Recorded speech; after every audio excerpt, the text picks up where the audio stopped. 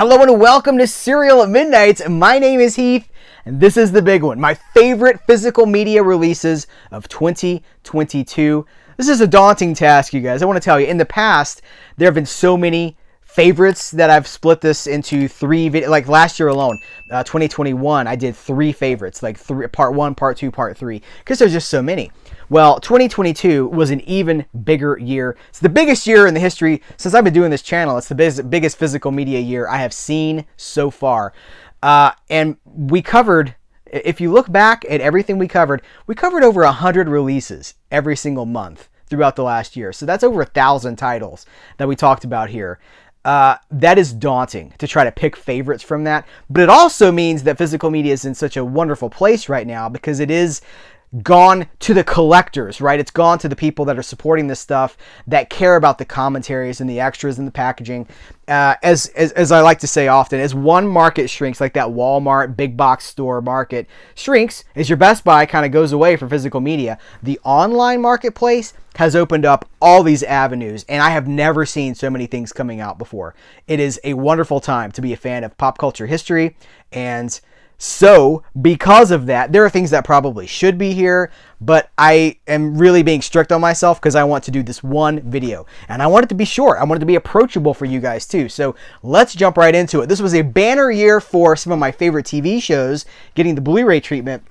We're going to talk about Magnum PI, which is wonderful. These transfers were done by Universal. They distributed through Mill Creek Entertainment, but Ballyhoo Motion Pictures produced over an hour of brand new special features just for this set. If you're a Magnum fan, this is so good. It's like all my childhood favorites started to arrive. You know, they have in years past as well, but this year specifically, $6 Million Man from Shout Factory and this gorgeous set with the reunion movies and the pilot movies and commentaries and all these features. Really, really wonderful and well done. There's a dedicated review for all of this stuff. Now, The Bionic Woman came out on Blu-ray this year too, but I don't have the emotional connection with that series. I think it's great, but I have more of an emotional connection with Steve Austin. For people that don't know the show, the wrestler, like Steve Austin. Steve Austin, the Lee Majors character is where that name really first became famous. Even the A-Team, this was an absolute childhood favorite for me. And the idea, the fact that I now have this on Blu-ray in unprecedented quality in my own collection, I mean, I could not be happier with this. So, again, dedicated reviews for all of this stuff. You guys also know I'm a huge film noir fan, and this was a great year for film noir. I'm seeing more and more people catching on to film noir. And it's great, you know, if Noirvember opens the doorway for fandom, that's great. We got more releases in the Film Noir Dark Side of Cinema series. I think 5 or 6 new box sets from Kino Lorber that each have 3 films inside of them. One of the big things was these neo-noir box sets that came from Imprint this year. So these are 90s and early aughts noir, neo-noir. Noir, traditionally, we agree that noir ended, the original pure film noir probably ended around 1958. And anything after that is, you get into neo-noir territory. This is 2 box sets of neo-noir from Imprint out of Australia. Now, some of these movies may be getting released other places or have gotten released other places, but the thing that makes these box sets very special, and sometimes Imprint gets to do this, and it's an amazing occurrence when it happens. There's so many movies here that are owned by different studios that don't work together. So we've got Lionsgate, we got MGM, we've got Paramount, we've got Columbia, which is Sony. All those companies have movies in these box sets. And you're not going to see that really. We see it every now and then stateside. Most of the time, we don't see things like that. You get a box set that's made up of one studio's pictures, not from multiple studios. So these are great for me because we're really getting, you get all the movies, you get tons of special features, you get books with essays about the movies. As a noir fanatic and a noir fiend, I'm in heaven. I should also reference the Criterion 4K release of Double Indemnity. Probably one of the, it's a top 3 noir film, I believe. I think Double Indemnity, when people ask you, when people need recommendations for film noir, this is always one of the first ones that is that's spoken about. Out of the Past comes to mind too. This was a great year for film noir. This is an excellent release. Double Indemnity looks so good on this 4K release. Kino Lorber Elsewhere putting out some more of my favorite movies. Out of Sight. This is on 4K. Now, you guys notice some of this, you're like, well, I thought this was going to be like the best of the best. The premise of this video is not, these are the highest quality releases. The premise is, these are my favorites. These are the things that moved my heartbeat during 2022. The stuff that really raised my blood pressure because I got so excited about it. Out of Sight is one of my favorite movies. Full review for this right here on the channel. I think I even tell the story about seeing this in the theater and having a friend that was like, hey man, we're going to bounce. And I was like, what? This is cinematic perfection. We are through, sir. Let's see. Let me also, here's a good segue into the 4K Steelbook for the Limey from Lionsgate. Now, this also has an Australian release with even more special features than this, but I chose the 4K because that's the highest visual quality presentation, and that's the best sounding release too. So, somebody asked me why I didn't do this in the review video for it. So yeah, it's a really well done Steelbook.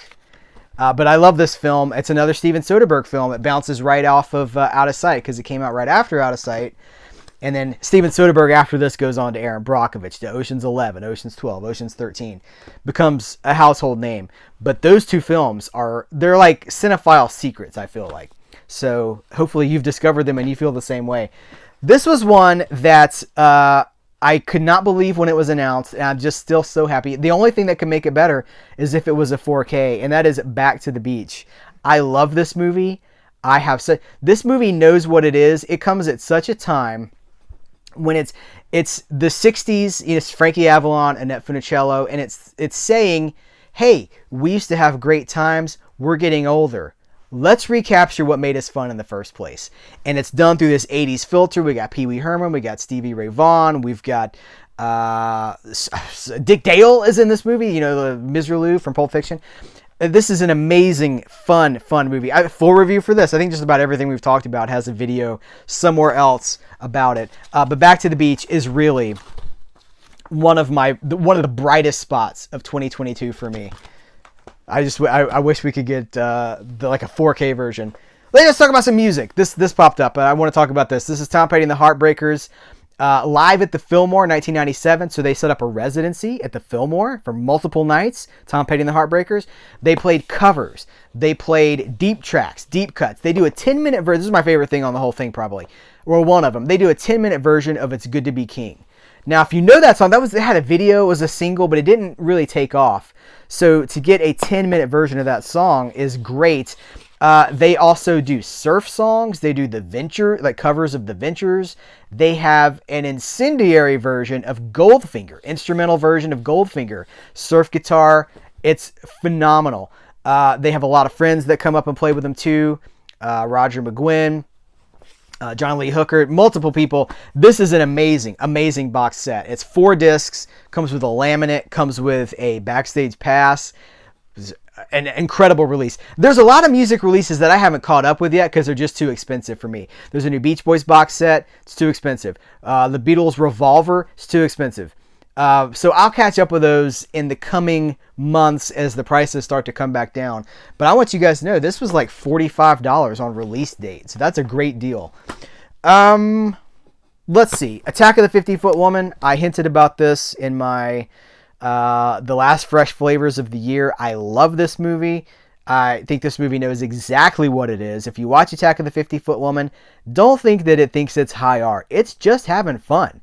It's like, hey, that dame's pretty hot. Let's blow her up to 50 feet, right? We got an alien in a spaceship. He likes diamonds. We got this guy that's abusing his wife. She's going to be 50 feet. He'll be sorry then. Like, it knows exactly what it is.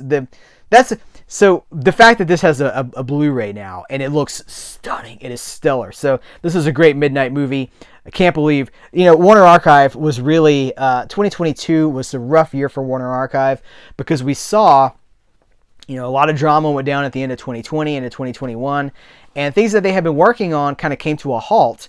They're getting back in the swing of things, and we're seeing more and more new releases, and this is one of those that when I saw the announcement, I was like, what? Some things seem like a given, but Attack of the 50-Foot Woman, that came out of left field for me. This is on a 50s tip. This is something else that's really cool.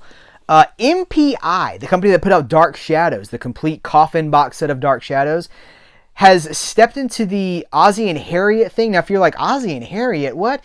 And then you can make I feel like every time someone sees this, they make an Ozzy Osbourne joke. Ozzie Nelson was this huge band leader in the 40s and into the 50s. This was one of the most successful television shows of all time. It ran for, I think, 14 seasons.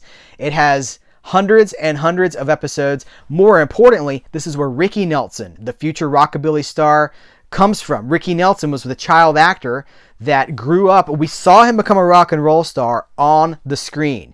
So, if Ricky Nelson, Lonesome Town, Hello Mary Lou. I mean, there's so many great Ricky Nelson songs. Traveling Man. Ricky Nelson's an amazing musician and an amazing just singer and star. But this is unprecedented because there have been best of collections for Ozzie and Harriet before. I think Shout Factory did, I think they did a 100 best episodes. Well, MPI is like, you know what? We're just going to do every single season in order. So every 2 months, we get 2 seasons on DVD. There are 8 out. I've still only purchased the first 4, but I will absolutely be continuing all the way through to the finish line because I want to support them and say, yes, they're like $22 per season.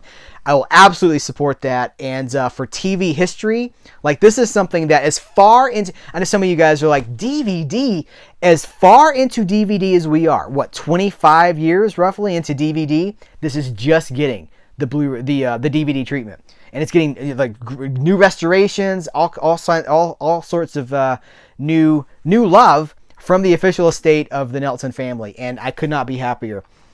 I could also not be happier with the new 4K for The Untouchables. One of my favorite movies of all time is now one of my favorite 4Ks of all time. I love this movie. Brian De Palma is operating on a mythic level here. The history of, now it's a mythologized Hollywood version of Elliot Ness versus Al Capone, Kevin Costner, Robert De Niro, Sean Connery. What are you prepared to do? Full review for this. I adore this movie, and it's a wonderful 4K. Ed Sullivan's Rock and Roll Classics from Time Life. This is an amazing DVD box set collecting well over 100 Ed Sullivan performances. The one that melts my face off is Vanilla Fudge doing Keep Me Hanging On. And that song's in Once Upon a Time in Hollywood. They do it live on the Ed Sullivan Show.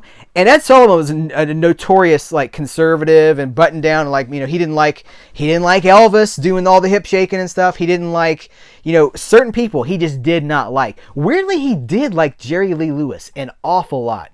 But he didn't like the big rowdy rock and roll bands. And so Vanilla Fudge burns that place to the ground. It is a stunning, like borderline heavy metal. You're talking about 60s, metal still kind of in the future, but they are so bombastic. And I just, like, he comes over and he's like congratulating him after the performance. I'm like, what is he thinking in this moment? Because it is, I say this a lot, it's a dangerous performance because it's not safe. It's not like, oh, Mary, come in here and look at Vanilla Fudge on the high. Like, it was really, really powerful. So that box set it's stunning. This has years of replay value for me. The original Christmas classics. The Classic Christmas Special Collection is what this is called, actually. Excuse me. This is the new 4K box set of the famous Rankin Bass special. We got Rudolph the Red-Nosed Reindeer, Frosty the Snowman, and Santa Claus is coming to town. Remastered in 4K. Now, some of you guys are going to be like, I don't know, claymation, is it going to look any better? Yeah. It looks better. You can see now. I don't if you want to see this, you might not want to. But like in Rudolph the Red-Nosed Reindeer, you know, there's the snowman that's narrating the story. He's got like a little hat. You can see the little hairs on his hat. This like fuzz. It is so detailed. I can't believe how good it looks. There's been so much additional cleanup work done as far as just like, you know, the dirt and the color timing is better now. It's like seeing them for the first time. So if you're one of these people who's on the fence, sometimes people ask me, they go, well, yeah, but like animation, claymation, you know, stop motion animation, people say, well, yeah, but can it look any better? Yeah, it really does. So I highly recommend that one as well. The Beatles Get Back, stunning. As a lifelong Beatles fan, this is, it's a revolution. You see what I did there? But it's not just for me because Paul, you know, I heard an interview with Paul McCartney talking about how this movie saved him because all these years people were like, well, Paul's one of the reasons that the Beatles broke up because there was so much tension. And if you watch the original Let It Be documentary, that was put together, 1970 or so. It really looks like he's the ringleader and he's cracking the whip on everybody and he's driving them too hard is what it looks like. This, you see more, and you see how that narrative from 50 years ago has been kind of distorted, and all this time we fought something that wasn't necessarily true. There's a scene here where Paul and John are sitting at a table. They're off camera. They think they're off mic, but there's a microphone and the flower arrangement on the table, and they're just having this conversation about the conflict and about like you just basically like you're being too hard. He's like, well, I'm just trying to get everything going, and I'm just trying to make sure we get this thing done on time. It's so human. It's so humanizing. I do not love what Peter Jackson did to the original 16mm footage. I think this looks weird. I think that they look like they look like CGI characters because they've been stripped of grain and detail, and it looks really weird. Peter Jackson, in my mind, is becoming an enemy of technology. He's using technology to take away the human element, and that's not great for me. But at the core of this is the Beatles, and you don't get any better than that for me. This is also the year that we got the Star Trek. This is all of the original crew movies. This is movies 1 through 6 on 4K. I've seen some complaints about how the 4Ks are in a case, the Blu-rays are in a case. I love this setup. I think this is perfect. And I know exactly where everything is. This is a wonderful box set. Hopefully we're going to be diving further into now there's a full review for this too. Dedicated video review for this. But hopefully we're going to be diving even further into this in the new year. I have more things to say about Star Trek with some other people that have also interesting things to say about Star Trek. But this is an incredible, phenomenal box set. How about The Batman? No, not the new movie. I'm talking about the original and the Batman animated, not Batman the animated series, but The Batman, the complete series. It's a cartoon that ran years ago. It was, what is the exact years of this? It was, I'm going to say it was around 2005 or so. Full video review for this as well. I'm desperately looking for the years here. It was tied into the Nolan Batman movies, and the idea was to present him, he's a young crime fighter, he's just entering into his career, and he's making mistakes. It was a different take, and as someone who grew up with Batman the Animated Series, and that thing is an Emmy Award winning, it's this beacon on a hill. It's the lighthouse for Batman animation for me. But I like what this does. I like what it does with color. I like what it does with style. And it's a lot of anime influence here. Some of the people that were involved with this had worked on the Jackie Chan Adventures cartoon series. Getting this whole thing on Blu-ray in one fell swoop really surprised me, and I was really grateful to see it happen too. My favorite box set of the year as far as catalog, like 60s movies, I'm going to give it to Gothic Fantastico from Arrow Video. This set blew my mind. This is 4 Italian Gothic films from basically from the 60s, the mid 60s. They range in spectrum from, Italian Gothic movies are a very unique thing. There's a review for this as well. Everything we talked about. You can go to CerealAtMidnite.com and type in the name of something, and all the stuff's going to come up for you. But people have asked me since they saw this review, they're like, yeah, but should I buy it for myself? Would I enjoy it? It's an impossible question to answer. You have to love Gothic movies. You have to have a willingness. These are not splatterfests. These are not super, it's so scary. They're stylized. They're dreamy, dreamlike. They are very particular in what they approach. But if you're on the wavelength with them, then this is amazing. It's an amazing box set, and I think it's my favorite box set as far as these kinds of movies. We've talked about the noir and stuff like that, but we haven't really talked about, like horror or any Arrow box sets. More box sets. Oh, hold on, I want to save these two for last. I would be remiss if I did not shout out Shawscope Volume 2. I believe I have one of the most watched reviews on YouTube for this set, possibly the most watched YouTube video for this box set. It's an amazing set. I'm still working my way through it, and honestly, I probably will be for quite some time because I like to really take my time with it, go through the special features. But it's a stunning piece of Shaw preservation. What's exciting to me is that it sounds like for future volumes, they're going to deviate a little bit from that martial arts focus and get into some different, Shaw made a lot of different kinds of movies. It wasn't just action or martial arts or, that kind of thing, splatter, kung fu movies. They made a lot of different kinds of movies. It sounds like we're really going to get to see more of those in 2023 and beyond, hopefully. All right, here's the last two. So a lot of people have asked me what I thought about this because I didn't do a review. I didn't do an announcement. Kevin Costner, Robin Hood, Prince of Thieves from Arrow Video. This is the 4K. Yes, I have it. This is an amazing release with tons of stuff. This is the movie that I credit as my favorite movie. Here's the caveat for that. Do I really have a favorite movie? No. I work in lists. If you say, hey, Heath, what's your favorite? Like I could tell you, well, these are my favorite movies that take place in medieval England. Here's my favorite swashbucklers. And I'd be throwing up different kinds of movies at you. I work with like themes and, like picking a favorite movie. However, Robin Hood, Prince of Thieves is the movie that I consider the movie that launched my cinephile fandom. As you see me today, this is the movie that I credit with it because this is the movie where I was locked in to the director, the composer, the stars, the set decoration, everything, every aspect of this movie I was fascinated by. And there was no going back after this. This was the movie that opened the gateway to a deeper level of fandom. I was no longer just watching and enjoying movies. I was studying movies because of Robin Hood, Prince of Thieves. My most favorite release, I think this is probably the number one for me, and you guys are not going to be surprised, but it's Casablanca, the new 4K for Casablanca.